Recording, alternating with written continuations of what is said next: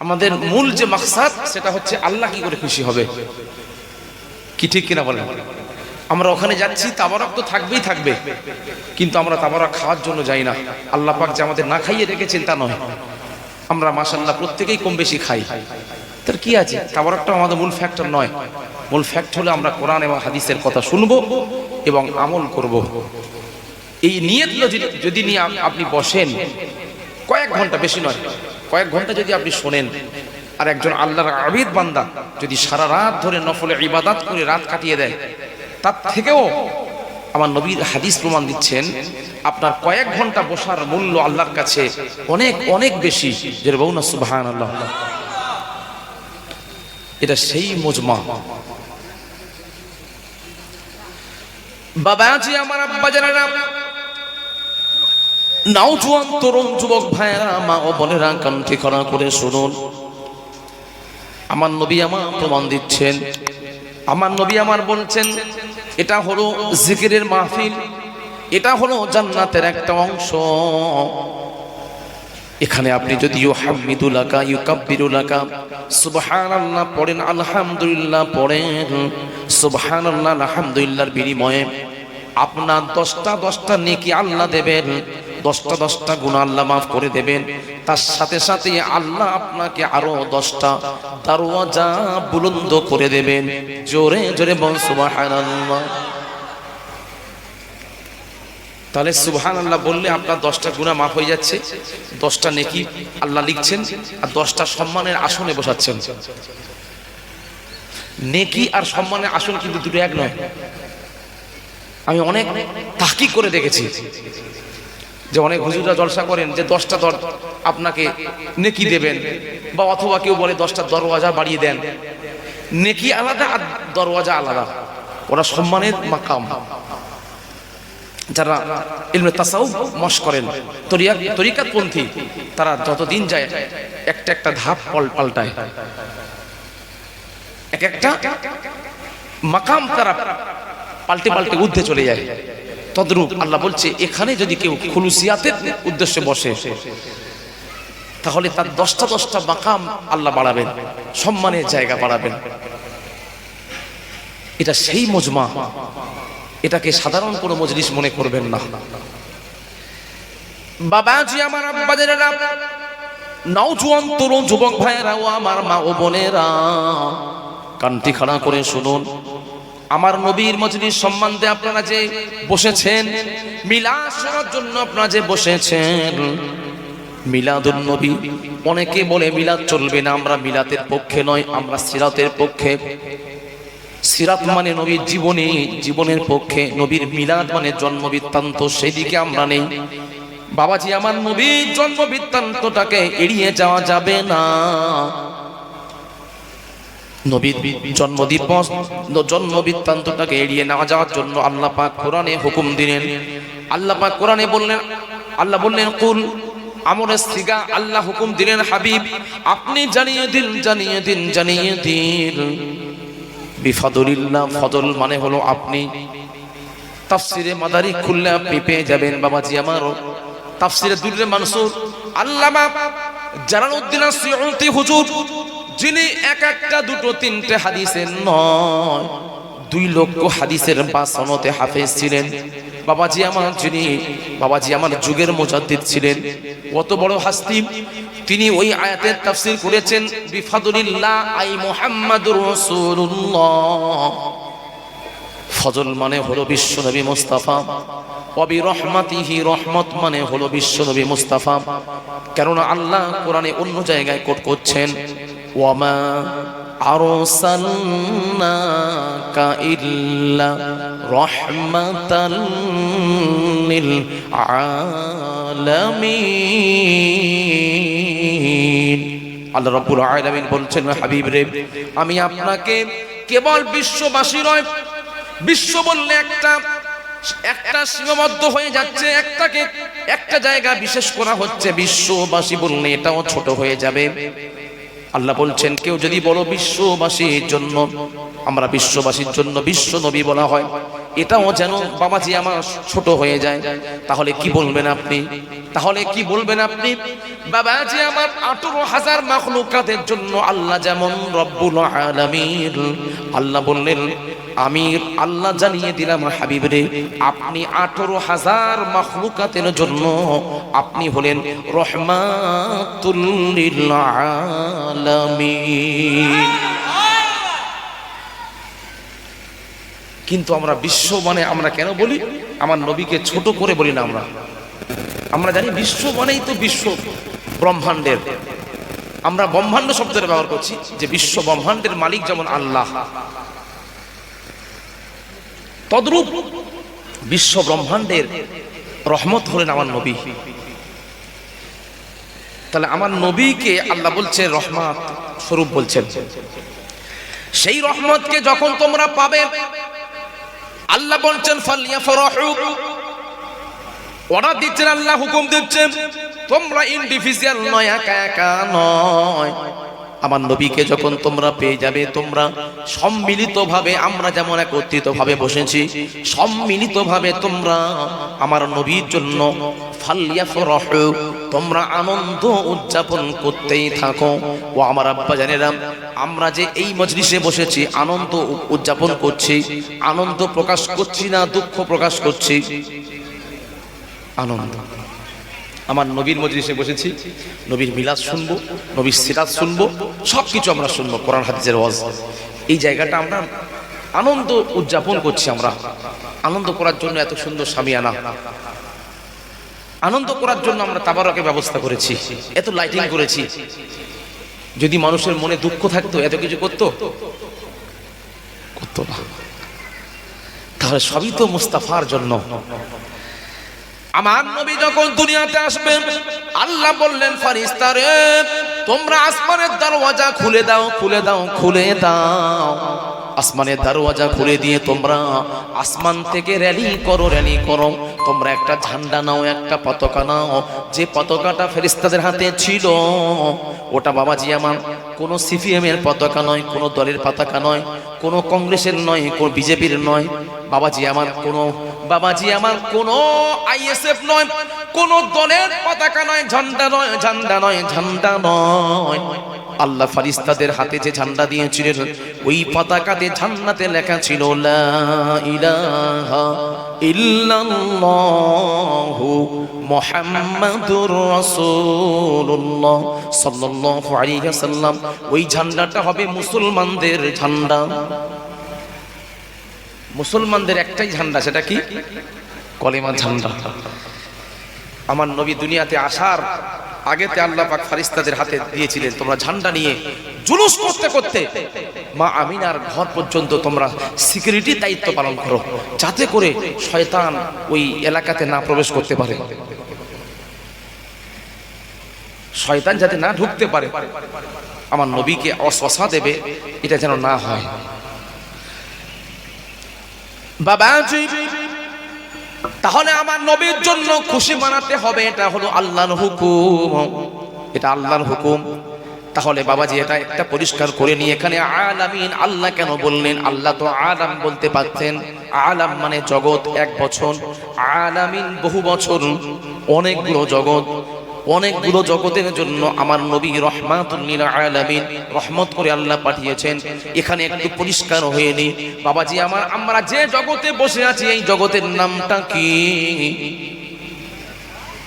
আমরা যেখানে বসে আছি এই জগৎটার নাম কি? ও জান্নাতের জগৎ। এটা একটা জান্নাত, এই জন্য এই মজলিসটা জান্নাত। কিন্তু আপনি রাস্তাকে জান্নাত বলবেন? তার আমি বলেছি জগৎ, বলেছি জগৎ। আমরা যে জগতে বসবাস করছি, এখন বসে আছি, এই জগৎটার নাম কি? দুনিয়া। রাইট, কে বললেন? আচ্ছা আচ্ছা, দুনিয়ার জগৎ, আলামে দুনিয়া। আর এটা ভৌগোলিকদের ভাষায়, ফিলোসফারদের ভাষায় এটা হলো কি? পৃথিবী। পৃথিবী একটা গ্রহ, যেমন চাঁদ একটা গ্রহ, সূর্য একটা গ্রহ, তদ্রূপ পৃথিবী একটা গ্রহ। বাবাজি আমার আলামে দুনিয়াতে আমরা বসবাস করছি। আলামে দুনিয়াতে আমরা সারা জীবন থাকবো না আলামে দুনিয়া ছেড়ে আমরা যে জগতে যাব ওই জগৎটার নাম কি? জি হ্যাঁ রাইট, আলামে বরজাখ, যেটাকে আমরা কবরের জগৎ বলে জানি। কবরের জগৎ বলে বাবাজি আমার ওটা একটা জগৎ বলে তুই আমরা গিয়ে সালাম দিই, আসসালামু আলাইকুম ইয়া আহলাল কুবুর, হে কবরবাসী। তাহলে কবরে তো কেউ আছে তো নাকি? এই জন্য আমরা তাকে বাসী বলে সম্বোধন করছি, বাসিন্দা, যেমন দুনিয়ার বাসিন্দা। কবরটাকে আল্লাহ বলছেন ওয়ামিন ওয়ারাইহিম বারযাখুন ইলা ইয়াউমি ইউবআসুন। আল্লাহ বলছেন দুনিয়া এবং আখিরাতের মধ্যম পন্থা হলো বরজাকি জিন্দেগি, যেটাকে কবরের জিন্দেগি বলা হয়। বাবাজি আমার ওখানেও লিমিটেশন আছে। দুনিয়ার মানুষ যেমন আয়ু পায়, কেউ 60 বছর, কেউ 70 বছর, কেউ 50 বছর, লিমিটেশনের পরে তারা চলে যায় কবরে। কবরেও একটা লিমিটেশন আছে, সারা জীবন যে আপনি কবরে থাকবেন এমনটা নয়। সারা জীবন কবরে থাকতে হবে, একদিন কবর থেকে উঠতে হবে। কবর থেকে আপনি যেখানে উঠবেন ওই জগৎটার নাম কি? জি কিয়ামত, হ্যাঁ ময়দানে মাহশার। ওই জগতের নাম কি? আলামে আখিরাহ, আখিরাতের জগৎ। বাবাজি আমার এরকম ভাবে হাদিস পাকের মধ্যে আপনি হাতে গোনা কয়েকটা জগতের নাম পাবেন। আলামে জাবারুত, আলামে লাহুত, আলামে মালাকুত, ফেরেশতাদের জগৎ। আমরা যে জগতে ছিলাম ওই জগতের নামটা কি ছিল? আলামে আরওয়াহ, রুহের জগতের পরে আমরা তো দুনিয়ার জগতে এসেছি। বাবাজি আমার এরকম ভাবে হাতে গোনা কয়েকটা জগতের নাম আপনি হাদিসের পাবেন। কিন্তু আমার নবী বলছেন দুনিয়ার মতো একটা, দুটো, তিনটে, চারটে জগৎ আল্লাহ তৈরি করেন নাই। আল্লাহ দুনিয়ার মতো 90,000 জগৎ আল্লাহ তৈরি করেছেন। জোরে জোরে বল সুবহানাল্লাহ। কটা জগৎ? আল্লাহ পাক দুনিয়ার মতো কত জগৎ তৈরি করেছেন? 90,000। এই জন্য তো 1,24,000 পয়গম্বর। কোরআনের মাধ্যমে মাত্র 24 থেকে 25 জন নবীর নাম কোরআনে। তাহলে আরো যে হাজার হাজার নবী কোথায়? তাদের সব সেক্টর ভাগ আছে, জগৎ ভাগ আছে। বাবাজি আমার আদম নবীর জন্য আল্লাহ পাক একটা জগতের জন্য দিয়ে দিলেন। আদম নবীর একটা সীমারেখা দিয়েছেন, হে আদম তুমি এই গোত্রের জন্য নবী। আল্লাহ পাক বললেন হে নূহ তুমি এই গোত্রের জন্য নবী। আল্লাহ পাক বললেন হে মূসা তুমি এই গোত্রের জন্য নবী। তাদেরকে একটা ব্যারিকেড দিয়ে দিয়েছেন। আল্লাহ বললেন আমি রব্বুল আলামিন, আমার সীমারেখা যত দূর, আমার চৌহদ্দি যত দূর, আমার মাপকাঠি যত দূর, দাগিমা রেখা যত দূর। আল্লাহ বললেন হাবিব আমি আল্লাহ আপনার সীমারেখাও তত দূর করে দিয়েছি। আমি যেমন 90,000 জগতের জন্য রব, আপনি হলেন 90,000 জগতের জন্য রহমাতুল লিল আলামিন। বুঝতে পারলেন? এই জন্য আল্লাহ পাক কোরআনের মধ্যে আলামিন বহু বচন শব্দ ব্যবহার করলেন। আমার নবী কেবল বিশ্ব বললেও যারা বাংলা ভাষার উপরে যারা পাণ্ডিত্য অর্জন করেছেন তারা বলছে বিশ্ব বললেও আমার নবীকে ছোট করা হচ্ছে। আমরা তো বিশ্ব বলি কেন? সবচাইতে আমাদের জ্ঞানে আছে বিশ্ব ছাড়া আর কিছু বলতে পারবো না, এই জন্য আমরা বলি। আমরা নবীকে ছোট করার জন্য বলিনি। এখন যেহেতু ভাষা পেয়ে গেছে যে বিশ্বর পরেও আরো আছে, ঠিক আছে, ততটুকুই আমাদের নবী। আল্লাহর সীমারেখা যত দূর, মুস্তাফার সীমারেখা তত দূর। আমরা সেই নবীর জন্য আনন্দ করছি। বাবাজি আমার এই আনন্দটা কেমন আনন্দ? তাফসীরের মাদারিক খুললে আপনি পেয়ে যাবেন। বাবাজি আমার আল্লামা সানাউল্লাহ পানিপতি হুজুর আমার লিখছেন তাফসীরে আল মাজাহিরি। বাবাজি আমার হিন্দুস্তানের বাবাজি হিন্দুস্তানের জমিন থেকে আরবি ভাষার উপর সবচাইতে বৃহৎ তাফসীর হলো তাফসীর আল মাজাহিরি। আমার আব্বাজারের লাইব্রেরিতে আছে, আরবির থেকে আরবি। বাবাজি আমার বিশ্ব, পশ্চিমা দেশ, মিশর, আরব, বাবাজি আমার, তারা হিন্দুস্তানে আলেম আছে বলে তারা মান্যতা দেয় না। হিন্দুস্তানের মধ্যে আবার আলেম কে আছে? যখন আল্লামা সানাউল্লাহ পানিপতি হুজুর আমার যখন একটা তাফসীর লিখলেন, মিশরের জামে আল আজহারে পাঠিয়ে দিলেন। সেখানে তৎকালীন যুগের বড় বড় মুফাসসির, বড় বড় ফাকিহ, বড় বড় মুহাদ্দিস তারা এক বাক্যে মনে করলেন যে না না, আমাদের চিন্তা ধারণাটা পাল্টে দিল। সানাউল্লাহ বলে পানিপথে এমন একজন ব্যক্তি আছে, সে চিন্তাটা পাল্টে দিল। তার মধ্যে আল্লাহ পাক ইলমের খাজানা দিয়েছেন। বাবাজি আমার, ওই তাফসীরের মধ্যে এসেছে আপনি মিলাদ পাঠ করছেন, এটা একটা ইবাদত। নামাজ পড়া যেমন একটা ইবাদত, রোজা রাখা যেমন একটা ইবাদত, হজ করা যেমন একটা ইবাদত, দান করা যেমন একটা ইবাদত, আমার নবীর মিলাদের মজলিসে আপনারা যে বসে আছেন এটা একটা ইবাদত। এই ইবাদতটা কেমন ইবাদত? বাবাজি আমার, তাফসীরের মধ্যে লেখা আছে হুয়া খায়রুম মিম্মা ইয়াজমাউন। আল্লাহ রাব্বুল আলামিন বলছেন, তোমাদের যত ইবাদত আছে সমস্ত ইবাদতের চাইতে আমার নবী মুস্তাফার জন্য যে খুশি মানিয়েছো, আমার নবীর মিলাদের জন্য যে খুশি মানিয়েছো, এটাই হলো আমি আল্লাহ আমার কাছে সবচাইতে পছন্দনীয় ইবাদত। জোরে জোরে বল সুবহানাল্লাহ। কি কথা বুঝতে পারছেন তো? যে আপনারা কোথায় বসেছেন এটা মনে করুন, এটা ছোট জায়গা নয়, দুনিয়ার মধ্যে সবচেয়ে শ্রেষ্ঠ জায়গা। বাবা সেই নবীর ভালোবাসুন, নবীর ভালোবাসাটাই হলো ঈমান। ঈমান নবীর মহাব্বত যদি অন্তরে না থাকে, আপনার সমস্ত ইবাদত আল্লাহ কবুল করবে না, সব বেকার হয়ে যাবে, সবই লৌকিকতা হয়ে যাবে। আমার নবীকে ভালোবাসুন, নবীর মহাব্বত কামেন জিনিস।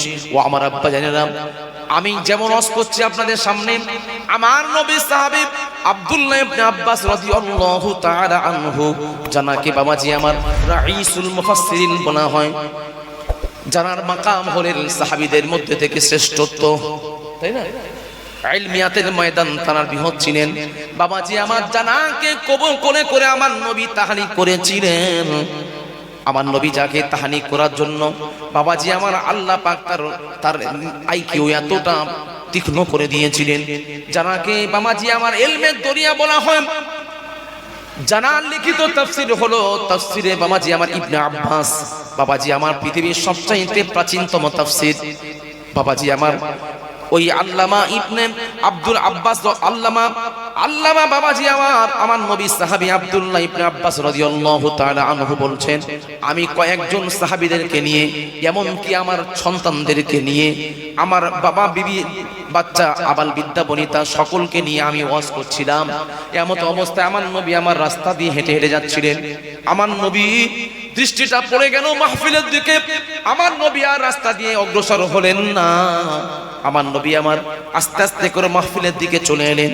আমার নবীকে দেখে আব্দুল্লাহ ইবনে আব্বাস ওয়াজ বন্ধ করে দিলেন। আহলান সাহলান বিকা ইয়া রাসূলুল্লাহ, মারহাবান বিকা ইয়া হাবিবাল্লাহ। আমার নবীর জন্য দাঁড়িয়ে গেলেন। আমার নবীর জন্য বললেন, হুজুর আপনি আপনার জন্য স্বাগতম, আপনার জন্য ওয়েলকাম, আপনি আসুন। আমার নবীকে বসতে বললেন, ইজলিস হিনা, হুজুর আপনি এখানে বসুন, এখানে বসুন, এখানে বসুন।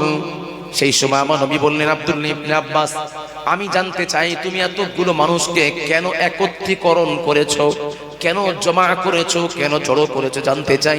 আব্দুল্লাহ ইবনে আব্বাস রাদিয়াল্লাহু তাআলা আনহু হাসতে হাসতে বলেছিলেন, কি বলেছিলেন? ইয়া রাসূলুল্লাহ, ইয়া হাবিবাল্লাহ, হুজুর, হুজুর গো, আমি আপনার জন্য মিলাদ পাঠ করছি। হুজুর গো, আপনাকে আল্লাহ দুনিয়াতে যেদিনে যে রাতের বেলাতে পাঠিয়েছিলেন, আল্লাহ পাক আপনার খাতিরে পৃথিবীতে যে সমস্ত অলৌকিক ঘটনা আল্লাহ ঘটিয়েছিলেন, আল্লাহ পাক যে সমস্ত মুআজিজা ঘটিয়েছিলেন, সেই ঘটনা বলি আপনার সাহাবীদেরকে, আমার বাচ্চাদেরকে জানাচ্ছি। এই কথা শুনে আমার নবী এত খুশি হয়েছিলেন। আমার নবী বললেন, আব্দুল্লাহ ইবনে আব্বাস, তুমি কেবল একা নয়, এই মাহফিলে তোমরা যারা আছো, আমি রাসূলুল্লাহ জানিয়ে দিলাম, قد وجبت له شفاعته يوم القيامة কিয়ামতের দিন কঠিন মুসিবতের সময় তোমাদের সকলের জন্য আমার উপরে দুটো জিনিস ওয়াজিব হয়ে গেল। নাম্বার 1 সুপারিশ, নাম্বার 2 শাফাআত। আমি রাসূলুল্লাহ কিয়ামতের দিন মহা কঠিন দিনেতে তোমাদের সকলের জন্য সুপারিশ এবং শাফাআতের দায়িত্ব আমি নিজেই গ্রহণ করে নিলাম। জোরে জোরে বল সুবহানাল্লাহ, আরো জোরে নারে তাকবীর।